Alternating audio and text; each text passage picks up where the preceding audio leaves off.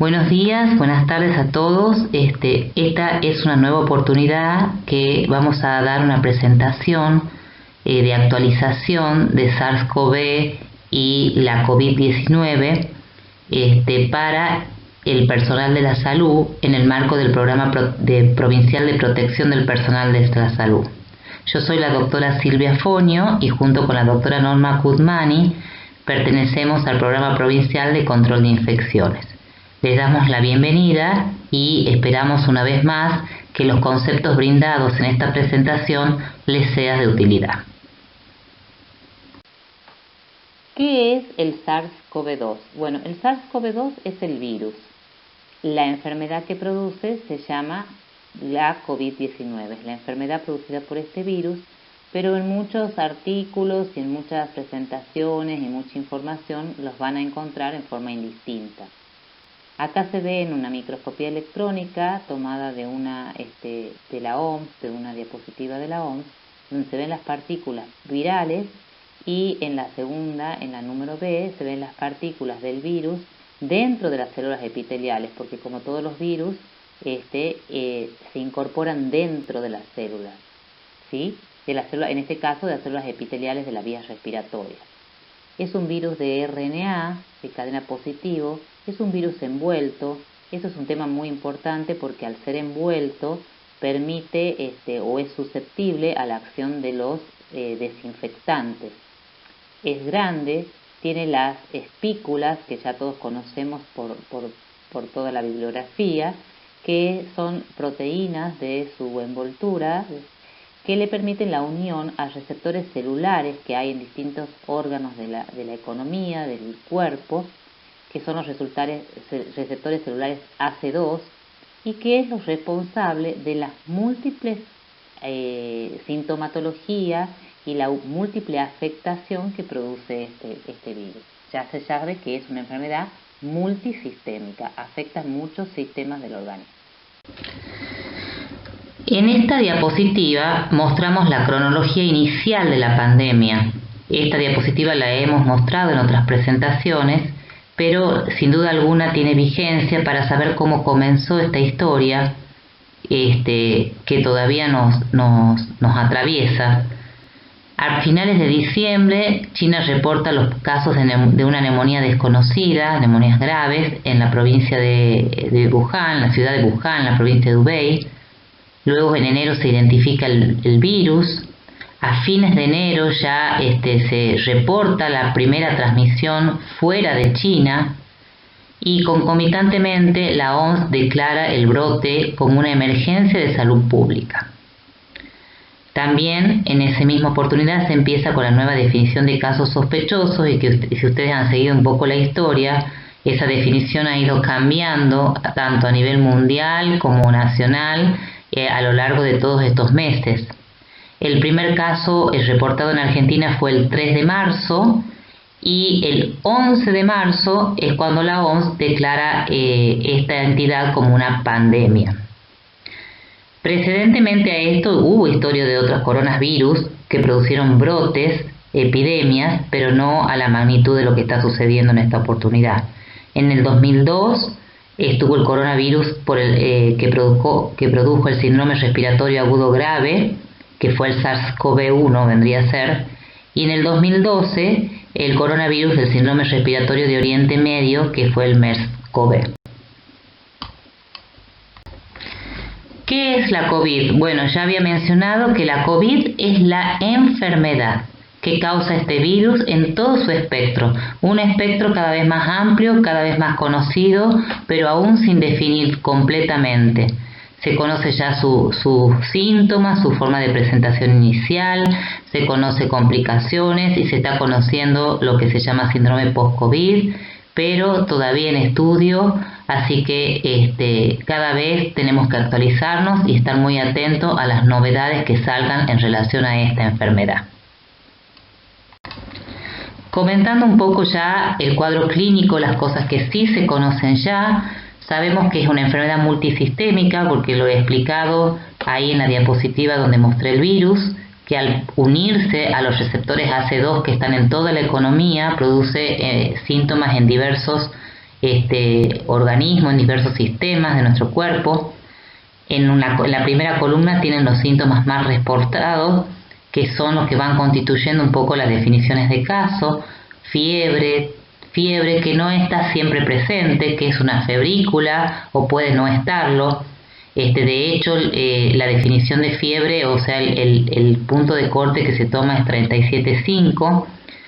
Tos, fatiga, cansancio, disminución del apetito, la disnea, que es la falta de aire, las mialgias, que es uno de los síntomas recientemente más incorporados, dolor de garganta, odinofagia, congestión nasal, rinorrea, cefalea, los síntomas digestivos, diarrea, náuseas, vómitos, y dos síntomas que se incorporaron hace rato, anosmia y ageusia, que son bastante específicos, no presentes en todos los casos, por supuesto, pero muy patognomónicos, muy específicos. Y después considerar lo que pusimos en el recuadro verdecito, de que no todo el mundo tiene los síntomas clásicos.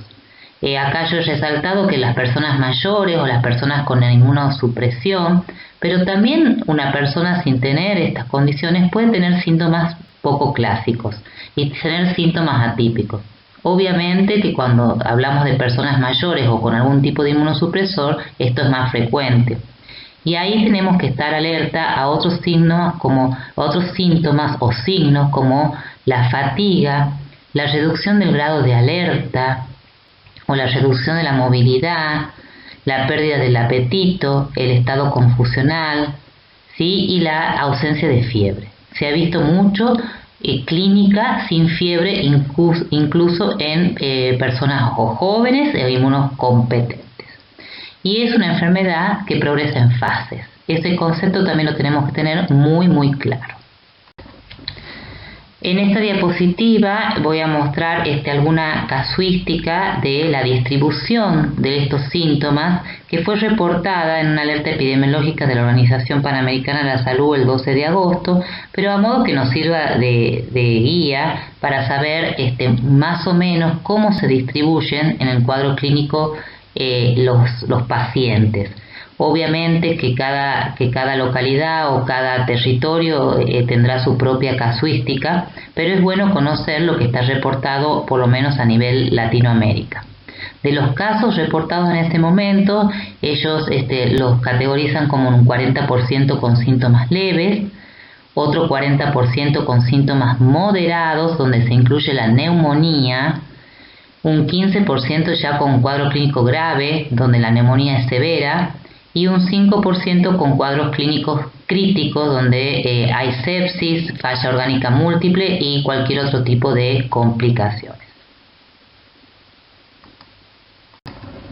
Cabe mencionar, aunque sea brevemente, las complicaciones. Cuando hablamos de estas complicaciones, de ese porcentaje menor, pero son complicaciones graves, empezando por la neumonía grave, que puede conducir a la insuficiencia respiratoria y hasta el síndrome de dificultad respiratorio agudo, la sepsis y el shock, el tromboembolismo, porque es una enfermedad que da alteraciones de la coagulación, la falla orgánica múltiple, que significa la falla en distintos sistemas del organismo, a nivel cardiovascular, a nivel renal, hepático, etc., compromisos neurológicos y cualquier otro tipo de complicación que se derive de lo que es la asistencia crítica del paciente grave, justamente, que puede ser secundarias a procedimientos invasivos o no invasivos.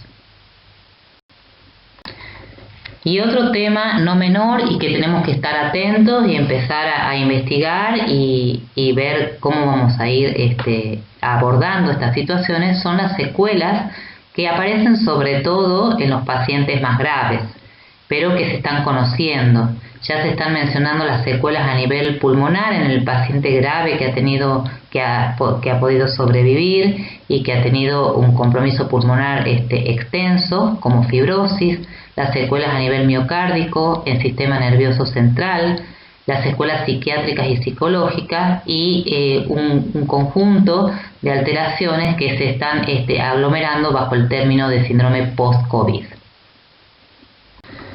En esta diapositiva que he tomado de este gráfico de un webinar realizado por SADI, un webinar de pediatría y COVID-19, me parece muy oportuno entender que la historia natural de la enfermedad, qué es lo que se va conociendo. Todos tenemos que tener el concepto de que hay un periodo de incubación, que ese periodo de incubación está entre 2 y 11 días, que el promedio es en 5 y 6 días, que hay un periodo de transmisibilidad, de contagio, y que ese periodo de contagio empieza antes de la aparición de los síntomas, entre 2 y 3 días en el periodo presintomático, y que también se produce en personas que nunca desarrollan síntomas, y que hay un periodo sintomático, que es lo que hemos estado mencionando previamente, que evoluciona por fases, y que a medida que nos vamos alejando del inicio de los síntomas, la transmisibilidad va disminuyendo porque la excreción viral está disminuyendo a nivel del tracto respiratorio superior. Entonces disminuye la transmisibilidad. Esto está estudiado, se sabe mejor en los casos leves y en los casos asintomáticos cuánto es el periodo de transmisibilidad, y es más prolongado en los casos moderados, graves, más complicados. Y en un momento de esta historia natural de la enfermedad, que se representa ahí por la última curvita, la curvita azul, comienza la formación de los anticuerpos. Esto hay que entenderlo, hay que comprenderlo para poder incluso tomar decisiones como ser de aislamiento, tomar decisiones de tratamiento, tomar decisiones de los métodos complementarios de diagnóstico de la enfermedad que uno va a implementar en cada momento en que se encuentre el paciente.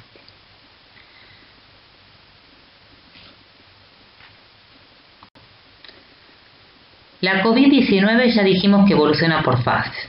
Un poco hemos querido representarlo en la diapositiva anterior, y lo vengo diciendo en varias diapositivas, y esto es fundamental. Las fases de la enfermedad tienen impacto en la transmisión y por lo tanto en las medidas de prevención para evitar esa transmisión, en la valoración clínica de cada paciente, en los test diagnósticos que vamos a realizar al inicio, tanto para diagnosticar la enfermedad como para hacer la valoración clínica de un paciente y de su seguimiento, en las medidas de sostén, en los tratamientos actuales, en qué momento aplicar cada tipo de tratamiento de lo que se conoce, y en los criterios de alta clínicos, de alta de enfermedad, y en los criterios de alta de aislamiento, porque el alta del aislamiento significa el alta de la no transmisibilidad, no sé si me comprenden.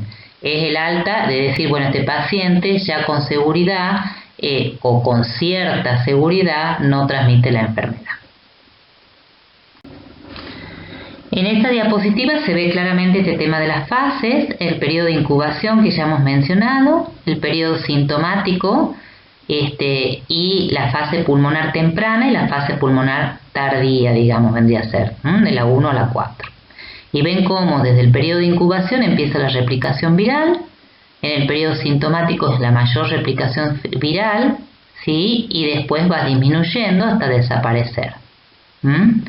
Y en el triángulo que está en color naranja fuerte, cómo comienza el sistema de la inmunidad innata, ¿sí? Y toda la respuesta inflamatoria, la trombofilia que se ve en la fase pulmonar temprana, o sea, el estado procoagulante, ¿sí? Y después la desregulación inmune con toda la tormenta de citoquinas que la he querido destacar, que ya es un proceso bastante crítico. Y las oportunidades de evitar el deterioro justamente en los periodos primeros sintomáticos y fase pulmonar temprano. Esos son los momentos más oportunos que hay que estar alerta con todas las intervenciones que se puedan realizar. Y la conducta terapéutica va de la mano de esto, como ya hemos mencionado. Entendiendo esto, tenemos cuáles son las conductas para los pacientes sospechosos o confirmados COVID-19 según su gravedad. Lo primero es ver cuál es la condición clínica inicial, ver si incluye en definición de caso, si es un caso sospechoso, si es un caso ya confirmado, los parámetros clínicos que acompañan a ese paciente, y esa evaluación inicial nos va a permitir categorizarlos en asintomáticos, leves, moderados o graves críticos, ya desde primera instancia, desde el momento de la presentación. Pero eso no significa que el paciente esté estático.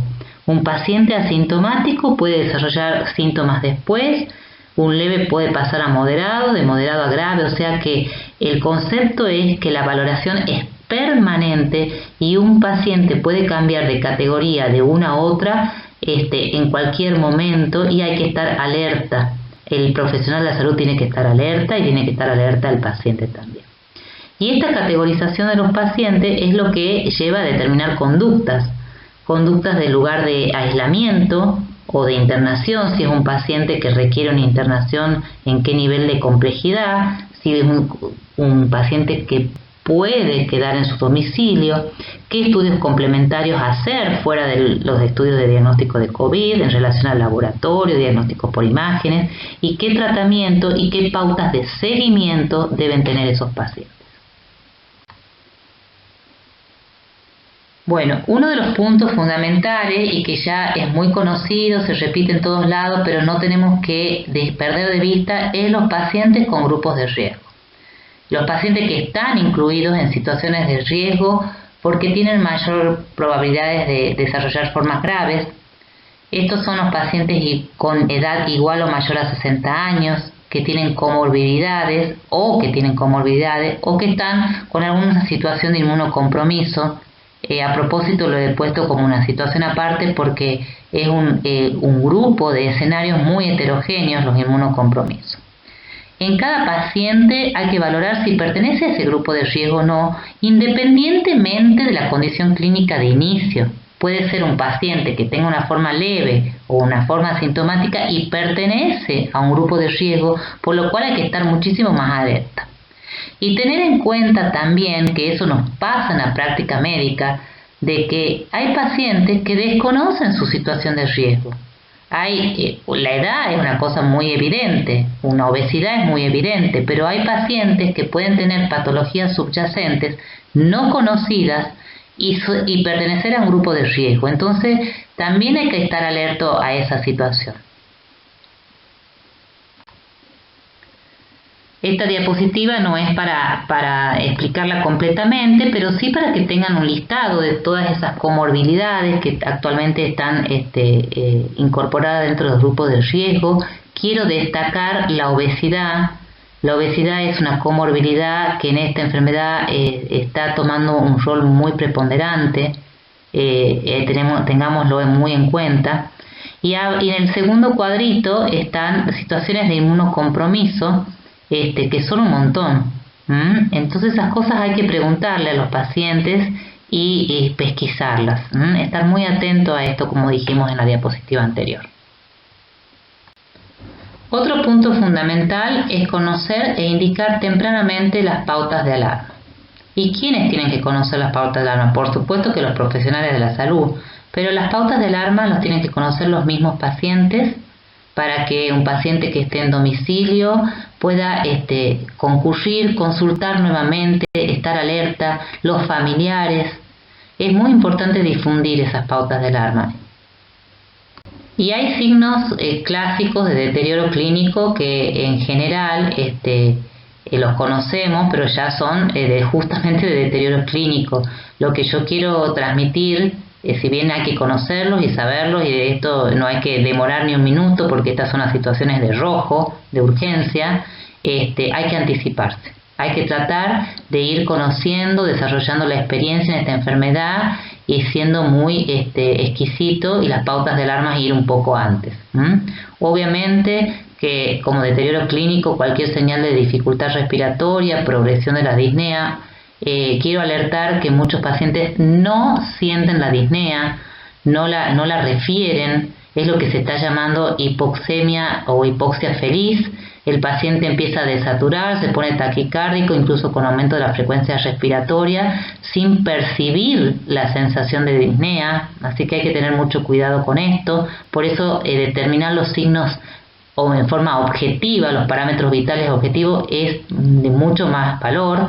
La saturación de oxígeno, la frecuencia cardíaca, la taquipnea, el aumento de la debilidad o la postración, la incapacidad para levantarse, los mareos, alteración del estado de conciencia. Estos son signos de deterioro clínico, pero son signos no tempranos. Vuelvo a repetir y me parece que es un concepto fundamental que todo el personal de salud tenga la idea de anticiparse a estas situaciones. Unas palabras vamos a mencionar acerca de los métodos complementarios. Obviamente estos pacientes, de acuerdo a la condición clínica, necesitan métodos complementarios de estudios que acompañen a la evaluación clínica y el seguimiento.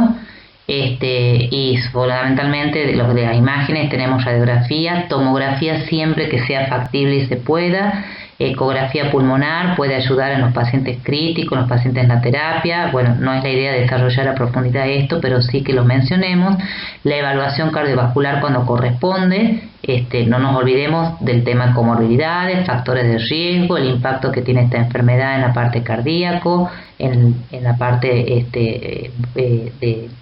de la hipercoagulabilidad, así que tengamos en cuenta estas consideraciones.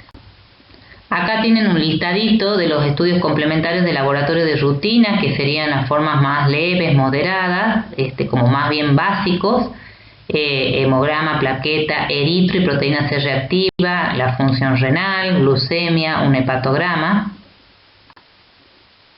En esta diapositiva están mencionados los estudios complementarios de un laboratorio ampliado en todo paciente moderado, grave o crítico. No lo voy a mencionar, pero lo tienen descrito en la diapositiva. Es fundamental porque esto nos habla de cómo va a ir evolucionando el paciente y nos va a permitir hacer el seguimiento. Y en esta diapositiva he mencionado los resultados de ese laboratorio ampliado que están asociados con mal pronóstico, que es la linfopenia, cuando los linfocitos están por debajo de 800 células, la ferritina elevada, la LDH elevada, un dímero D elevado, una CPK elevada, troponina elevada, hiperbilirubinemia, aumento de las transaminasas y la descompensación hiperglucémica.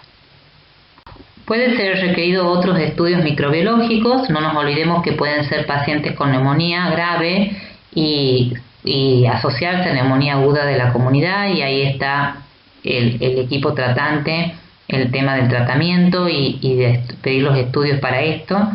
La neumonía grave hay que solicitar, o la neumonía en general que se interna, hay que solicitar hemocultivos por 2 y una muestra respiratoria si el paciente expectora. Está contraindicado inducir el esputo por el tema de la aerosolización.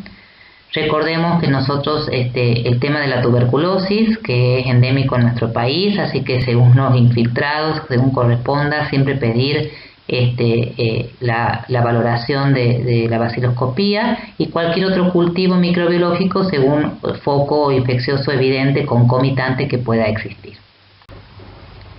Y el tema del tratamiento, sabemos que no hay tratamientos específicos, pero que sí ya hay guías de tratamiento para ir ayudando a estos pacientes, que se aplican según el periodo en que estén, según la fase que estén, según la gravedad. El tratamiento sintomático siempre que esté con síntomas, manejo conservador de los líquidos, la nutrición, el tratamiento de las comorbilidades que tenga. Después todo el apartado de oxigenoterapia en todas sus formas. Está cobrando cada vez más valor el decúbito prono, que ayuda muchísimo a estos pacientes, e inclusive el prono vigil. No estamos hablando del paciente de terapia, estamos del paciente con neumonía que está despierto, ponerse en decúbito prono. Los soportes ventilatorios de distintos tipos, no invasivo, invasivo, el tratamiento kinésico de altísimo valor, con tanto en la parte respiratoria, física, como la prevención de las úlceras de decúbito. Después hay dos puntos fundamentales medicamentosos, que es el uso de corticoides, cada vez más avalado. Salió del estudio Recovery, que fue el que demostró cambios en la evolución de estos pacientes, fundamentalmente en los pacientes con neumonía hipoxémica. Se está tendiendo a usar más temprano, que ya también está avalado por la OMS, incluso en las guías nacionales. la tromboprofilaxis cuando corresponda o el tratamiento antitrombótico según las indicaciones estándares, el tratamiento antimicrobiano para neumonía aguda de la comunidad también si corresponde, y los otro tipo de tratamientos bajo el contexto de ensayos clínicos de investigación, el plasma de convaleciente, el ibuprofeno inhalado y otros inmunomoduladores. En investigación, como todos sabemos, están los fármacos para tratamiento, para profilaxis y las vacunas. Saber que existe y que se está manejando desde el comienzo de la epidemia a nivel internacional, a nivel nacional y en cada jurisdicción, las definiciones de caso están tomadas de nación. Tenemos definición de casos sospechosos con 3 criterios que están en las siguientes 3 diapositivas. Criterio 1, 2 y 3, esta es la última definición vigente hasta el momento, la del 11 de septiembre a nivel nacional, pero se ha ido modificando a lo largo de todos estos meses anteriores. Y está la definición de caso confirmado por laboratorio, ¿sí? Que se basa en la detección del genoma viral por técnicas directas. Estas técnicas sabemos que ya son la PCR, incluso que está la existencia del antígeno viral. Y en Nación también se ha incorporado la definición de caso confirmado por nexo, pero bueno, hay que estar siempre atento a las definiciones o a las aplicaciones de estas definiciones en cada jurisdicción. En esta diapositiva no nos vamos a detener, es lo que acabo de mencionar. Este es el criterio, el caso sospechoso criterio 1. Esta es la definición de caso sospechoso con criterio 2. Y esta es la definición de caso sospechoso con criterio 3, que es aplicable a niños en pediatría. Un concepto que me parece importantísimo, que está muy difundido entre todos, pero por ahí hay que volverlo a repasar, a entender, es la definición de contacto estrecho. Contacto estrecho entre una persona y un caso sospechoso o confirmado de COVID-19. En todos los casos, el periodo de contacto se considera desde las 48 horas antes del inicio de los síntomas. ¿Sí? Entonces, contacto estrecho se define como aquella persona que haya proporcionado cuidados a un caso confirmado. ¿Sí? También podemos considerar que esté sospechoso hasta que se confirme, mientras el caso presentaba síntomas durante las 48 horas previas a ese inicio y no haya utilizado las medidas de protección adecuadas. Se basa fundamentalmente en términos de tiempo de exposición mayor a 15 minutos y distancia menor de 2 metros. También esto está incluido dentro de la definición de contacto estrecho. Toda persona que haya permanecido, o sea, no lo estuvo cuidando, pero ha permanecido a una distancia menor de 2 metros, mientras el caso confirmado presentaba síntomas o estaba en los 48 horas previas al inicio o durante al menos 15 minutos. Ahí incluimos los compañeros de trabajo, visitas, convivientes. De ahí la importancia de mantener las medidas de distanciamiento social y del uso de barbijo en forma permanente en todos los momentos que estamos en contacto con personas, para no convertirnos en un contacto estrecho, porque el contacto estrecho es el que se puede contagiar. Esto es muy importante tenerlo en claro e incorporarlo en nuestra vida, en nuestra tarea, en nuestra forma de desenvolvernos. Estas consideraciones expresadas en esta diapositiva también se consideran contacto estrecho. En los barrios populares, en pueblos originales, en instituciones cerradas, en instituciones de internación prolongada, toda persona que comparta habitación, baño, cocina, o toda persona que concurra a un centro comunitario, por ejemplo un comedor, paradores, y que haya mantenido justamente esa estrecha proximidad con un caso confirmado mientras presentaba síntomas o estaba 48 horas previas al inicio del síntoma, a una distancia menor de 2 metros durante 15 minutos o más. Más a que conceptos y aclaraciones sobre contacto estrecho en un avión, en medio de transporte, en un colectivo, en un bus, son todos los pasajeros que están situados en un radio de 2 asientos alrededor de los confirmados, que hayan estado sintomáticos durante el vuelo, durante el traslado, y la tripulación que haya tenido contacto con esos casos. Y en el caso de un barco, un buque, todas las personas que compartieron un viaje en ese buque con casos confirmados. Un apartado necesita tener claro la definición de contacto estrecho del personal de salud. El personal de salud tiene que estar protegido. Tiene que estar protegido con el uso del equipo de protección personal acorde a las actividades que realiza, a las tareas, a nivel de exposición, a procedimientos generadores de aerosoles o no, a los ambientes. Entonces, por contrapartida, ¿cuándo se considera que un personal de salud es un contacto estrecho? Cuando no ha empleado el equipo de protección personal correctamente y ha sucedido alguna de las situaciones estas que están a continuación, ha estado a una distancia menor de 2 metros o más durante más de 15 minutos con un caso confirmado, por ejemplo en una sala de espera, en un consultorio, ha estado en contacto directo con secreciones, ha estado en contacto directo con el entorno de su paciente o ha estado en un mismo ambiente durante la realización de procedimientos generadores de aerosoles, todo sin usar el elemento de protección personal adecuado. Es muy importante tenerlo en cuenta, tenemos que capacitarnos cada vez más, entender el equipo de protección personal, tienen capacitaciones disponibles para esto, tenemos el grupo de vigíes, hay gente que pertenece a este grupo en todo el sistema provincial de salud. Es muy importante generar las consultas pertinentes, asesorarse, aprender, estudiar y adquirir el entrenamiento en el uso apropiado del equipo de protección personal. Justamente para no convertirnos en contacto estrecho por esta razón.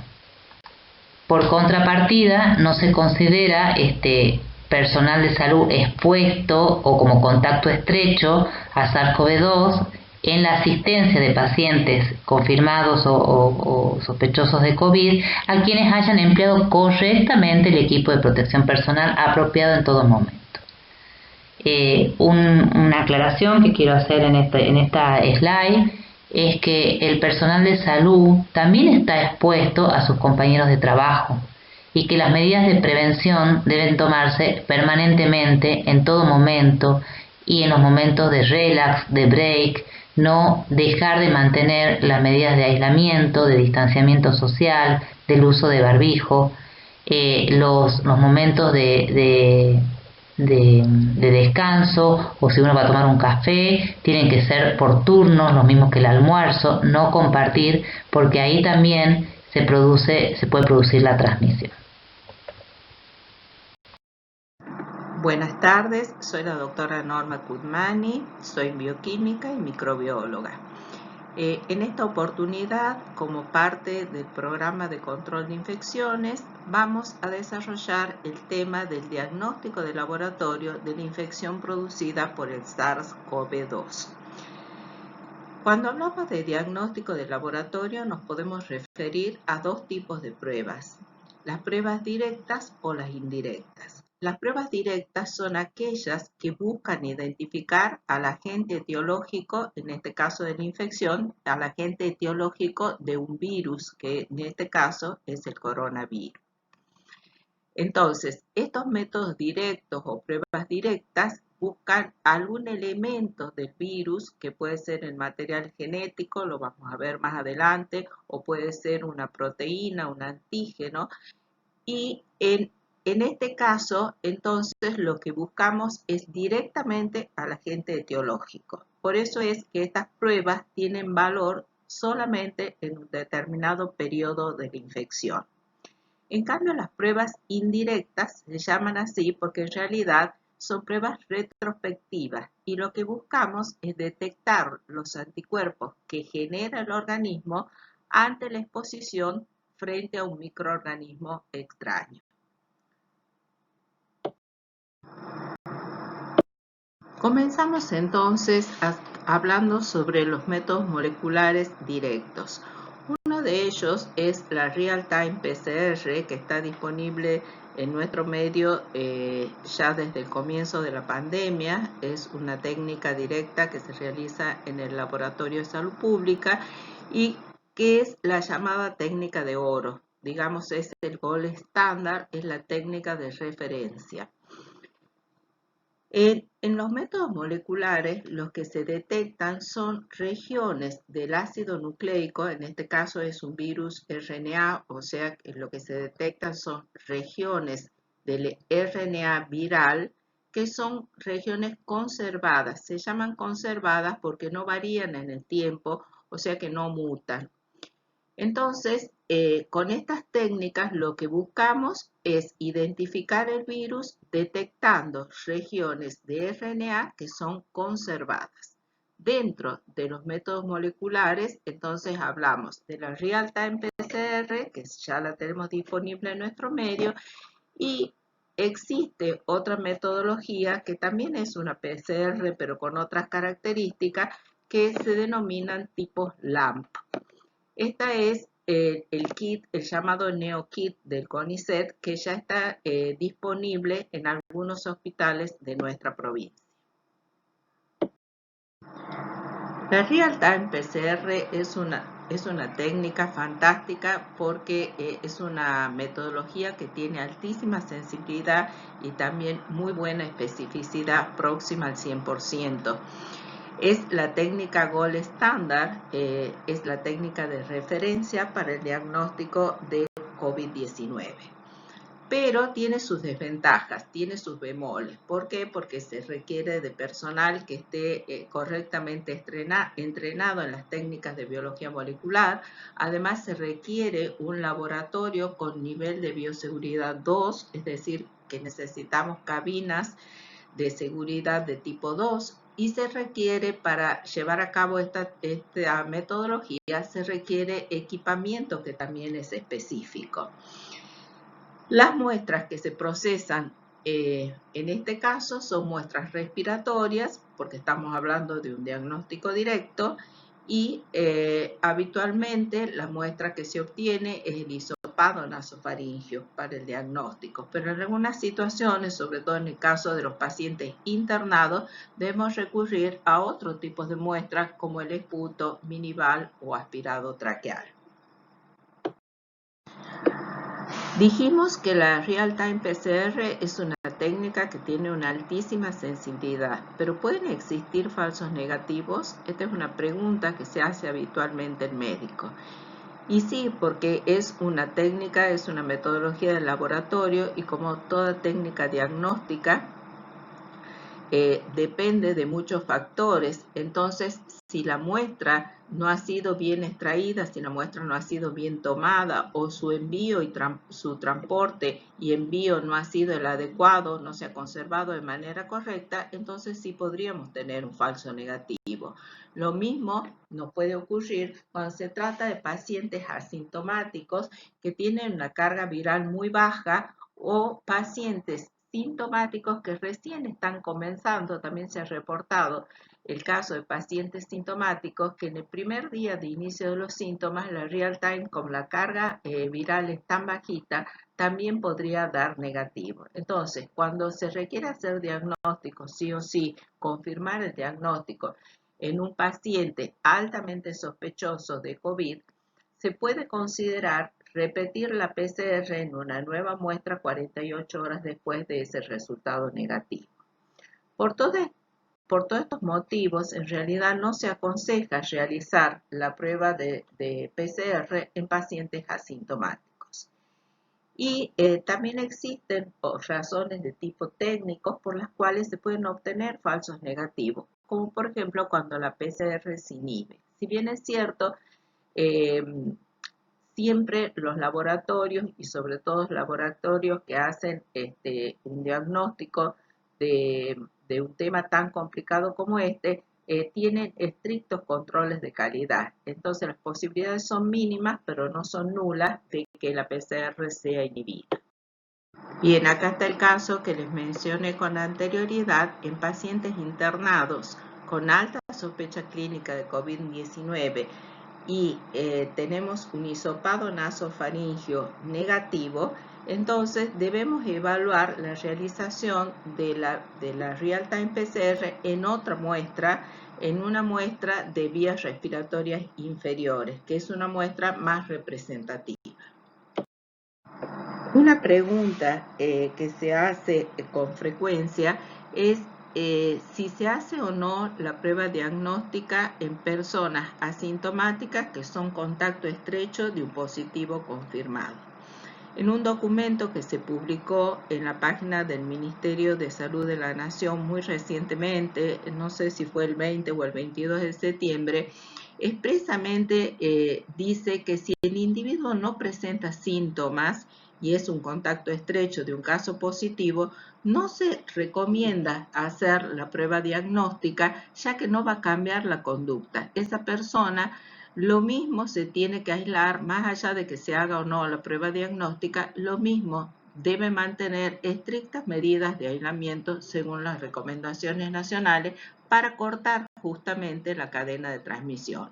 Como la conducta no se va a modificar, entonces no es costo efectivo hacer una prueba diagnóstica en este caso. Otra pregunta frecuente es si se requiere PCR para el alta. Y acá debemos diferenciar dos situaciones. Por un lado, tenemos los casos leves o moderados y por el otro lado los casos graves. En la primera situación, en el caso leve o moderado, no se requiere una PCR para el alta. Y el criterio de alta debe cumplir dos condiciones. Deben haber pasado 10 días desde el inicio de síntomas y al menos 72 horas de estabilidad clínica, de estabilidad o de mejoría clínica sin el uso de antipiréticos. ¿Por qué? Porque ya está ampliamente documentado, ya está demostrado que a partir del octavo o noveno día el paciente ya no contagia. En las situaciones diferentes, los casos graves. En los casos graves ya también se ha documentado que la carga viral no solo es más alta, sino que el periodo de excreción viral también es mayor. Entonces, en los casos graves sí se requiere una PCR de alta, se la realiza en el periodo de convalecencia o cuando ya se ha establecido la mejoría clínica por parte del médico tratante. Y debemos considerar que una PCR, debemos saber interpretar una PCR positiva, en este caso o en esta instancia, no significa, si bien es cierto, estamos detectando material genético, eso no necesariamente el virus está en un periodo de infectividad, tiene capacidad infectiva. Entonces las recomendaciones para hacer esta prueba diagnóstica se basan en dos situaciones. Primero, cuando necesito realizar diagnóstico en un paciente que reúne los criterios de caso sospechoso. Y segundo, para el alta de pacientes con formas graves de COVID-19. Entonces, el uso de estas pruebas en cualquier otro escenario debe ser correctamente evaluada haciendo un minucioso balance acerca de la eficiencia. ¿Qué aporte me va a dar realizar esta prueba o no?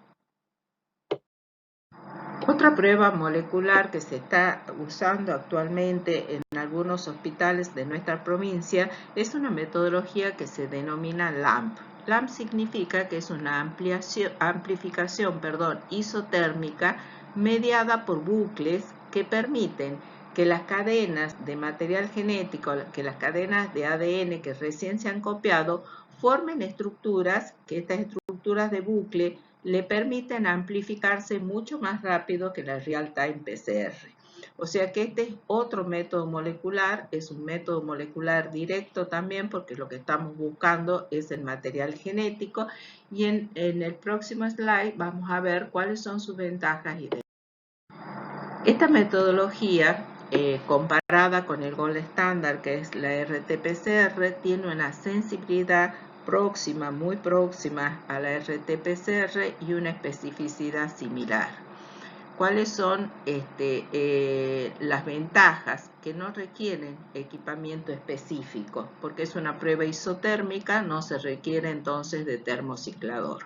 Pero al igual que la RT-PCR, sí se requiere personal entrenado o medianamente entrenado en técnicas de biología molecular, y también existen requerimientos de un laboratorio con nivel de bioseguridad 2. Dijimos que había dos tipos de técnicas de diagnóstico, de métodos de diagnóstico directo. Uno eran los moleculares y el otro es la detección de antígenos. La detección de antígenos actualmente para el SARS-CoV-2 se hace por métodos inmunocromatográficos, son métodos rápidos, son parecidos a lo que es un EVA-test, y lo que se detecta es un antígeno del virus, es un antígeno viral, que en este caso es la proteína S. Estos métodos detectan los dominios S1 y S2 de la proteína S, que son las que le dan esta forma tan característica al virus, esta forma de corona, desde donde surge su nombre. ¿Cuáles son las características de esta metodología? Bueno, una de las características más importantes es que se trata de métodos rápidos.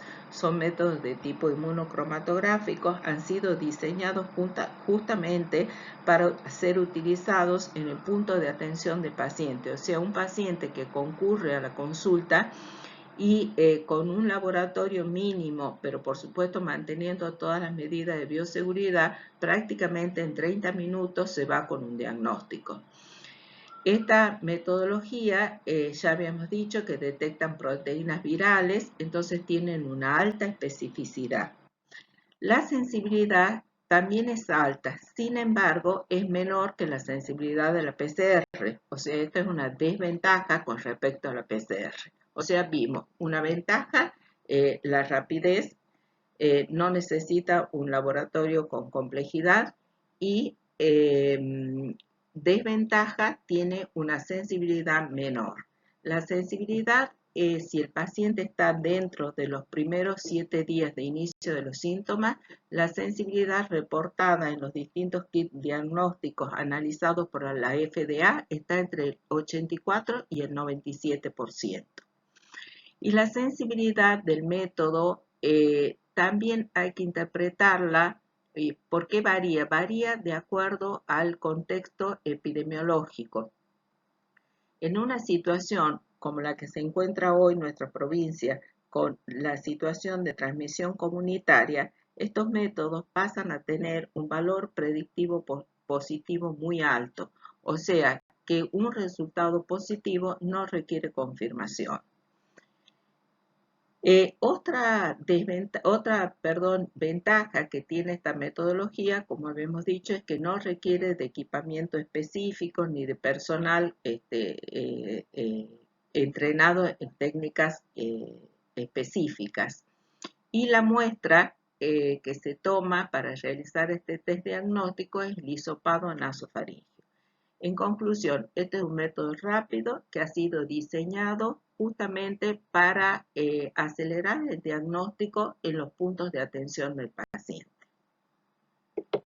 Entonces, ¿cuándo se recomienda hacer el diagnóstico por el test rápido de antígeno? Cuando tenemos un paciente que reúne los criterios de caso sospechoso, se encuentra con síntomas leves o moderados, es decir, es un paciente que acude al consultorio, pero siempre el paciente, para considerar hacerle esta prueba, el paciente debe estar dentro de los primeros 7 días de inicio de síntomas. ¿Por qué? Porque luego la prueba pierde sensibilidad. Porque la carga viral ya va a ser menor, habíamos dicho que la carga viral va disminuyendo en el tiempo, entonces ya la sensibilidad del método no va a permitir detectarlo. Entonces, como les expliqué anteriormente, tiene un alto valor predictivo en escenario de transmisión comunitaria, cuando tenemos tasas altas o medianas de prevalencia de casos.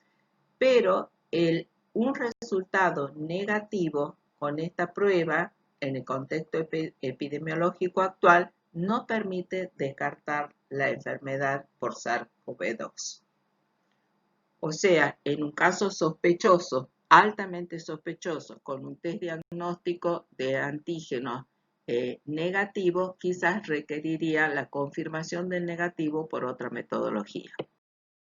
Pasamos ahora a los métodos de detección de anticuerpos, que son las pruebas serológicas. Estas pruebas serológicas son métodos indirectos. ¿Por qué?